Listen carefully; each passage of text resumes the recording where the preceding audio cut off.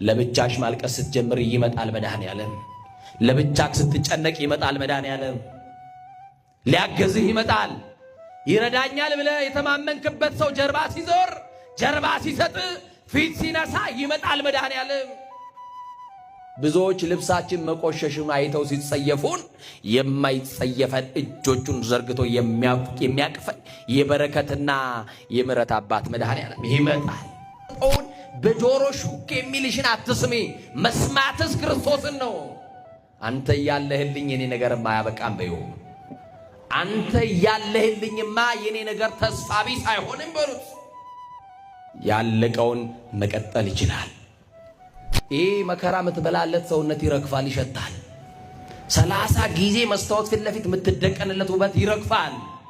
30 ሽቶ የምትንታጠንለት ሰውነት የሚሸት የሚከረፋ ነው። የገዛ የእናቱ ልጅ እንኳን ሳትቀር ይሸታሃል አለችው። ያውም በስሙ ጠርታ እንዳይመስላችሁ አስከሬኑ አለችው። ከሞትን በኋላ ምን ስም አለን እኛ? ሰው ከሞተ በኋላ እኮ አስከሬን ነው ስሙ። ሞተንም በስማችን የሚጠራን መድኃኔዓለም ብቻ ነው። አዎ ታመህ መድኃኒት ያልገዛልህ የሞትክ ቀንማ የቀብሩ ሰዓት ስንት ሰዓት ነው እያለ እየጠየቀ ሊቀብርህ ይመጣል።